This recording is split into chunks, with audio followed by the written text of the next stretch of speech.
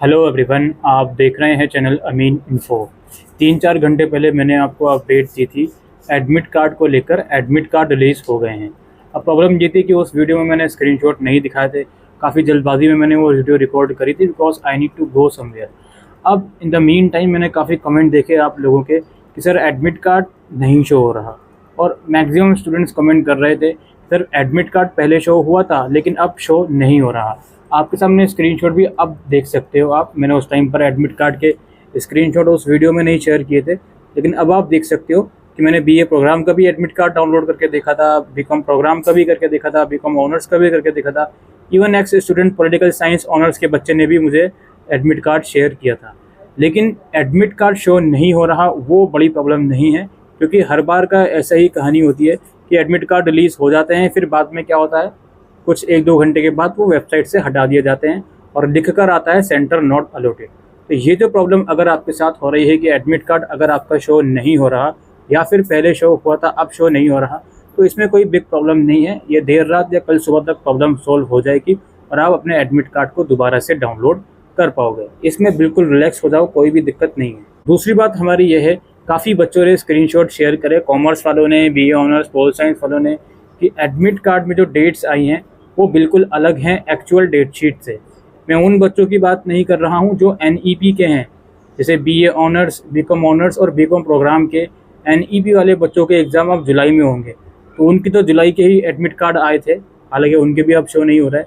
लेकिन जो सीबीसीएस वाले बच्चे थे जिनके एग्ज़ाम अभी मई में हैं, तो उनके एग्ज़ाम की डेट्स अलग अलग शो हो रही है। एक बच्चे ने कहा कि सर इसमें हमारा इंटरनेशनल बिजनेस का एग्ज़ाम 6 तारीख को था, आई थिंक उसमें 10 तारीख शो हो रहा है।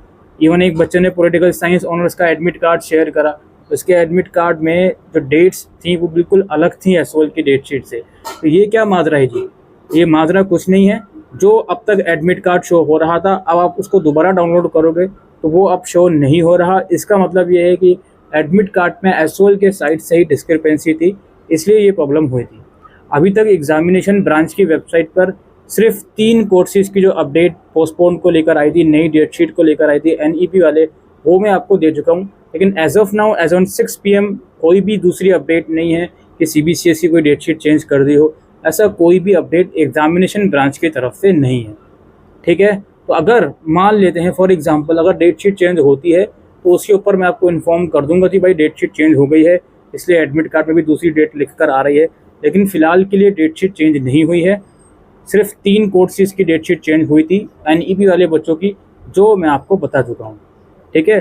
तो कुल मिलाकर अगर आपका एडमिट कार्ड नहीं निकल रहा तो आप थोड़ा सा वेट कीजिए। और जिन बच्चों का एडमिट कार्ड में अर्लियर अगर मिस्टेक्स शो हुई थी, तो अब दोबारा से वो मिस्टेक्स करेक्ट होकर आएंगी। कुछ बच्चे कह रहे थे कि सर सिर्फ 6 सब्जेक्ट आ रहे हैं, तो वो सब चीज़ें ठीक हो जाएंगी। इसके अलावा यहाँ पर एक चीज़ और सुन लीजिए, देर सवेर एडमिट कार्ड आएगा तो सही, सभी का आएगा। तो अगर एडमिट कार्ड में कुछ आपकी प्रॉब्लम होती है तो वो आप लोग एक बार समझ लीजिए।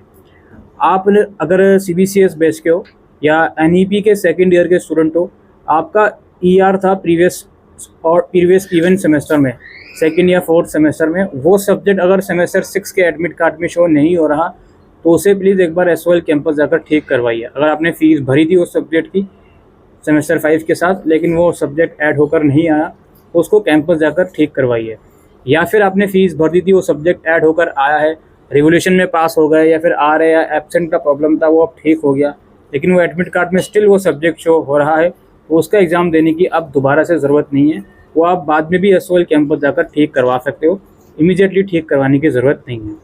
लेकिन ऐसा सब्जेक्ट जो आपको देना है और वो एडमिट कार्ड में नहीं आ रहा, कोई ऐसा ईआर का सब्जेक्ट है जो आपने भरा था लेकिन एडमिट कार्ड में नहीं आ रहा, तो आपसे रिक्वेस्ट है इमीडिएटली अपने एसओएल कैंपस से कांटेक्ट कीजिए please, it's a humble request. बाकी इसके अलावा मुझे नहीं लगता कोई प्रॉब्लम होगी एडमिट कार्ड में। कुछ एनईपी वाले बच्चे ये ज़रूर बोल सकते हैं कि सर हमारा सब्जेक्ट अलग शो हो रहा है, हिंदी सब्जेक्ट शो हो रहा है, हमने इकोनॉमिक्स लिया था। तो आपने इकोनॉमिक्स क्यों लिया था, पहले तो ये सवाल पूछिए अपने आप से।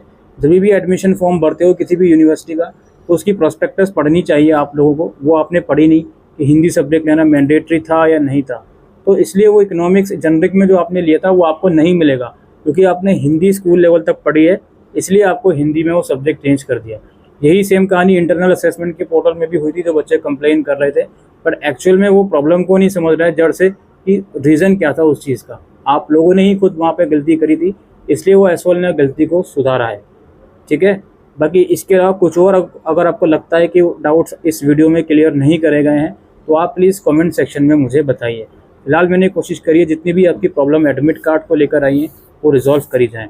और आपको जो एडमिट कार्ड का लिंक दिया गया था प्रीवियस वीडियो में, जो कि इस वीडियो में भी दिया जाएगा डिस्क्रिप्शन में, उस लिंक पर जाकर चेक करते रहिए। देर सवेर आपका एडमिट कार्ड शो हो जाएगा। ज़रूरी नहीं है कि एडमिट कार्ड शो होने पर दोबारा से नई वीडियो बनाई जाए।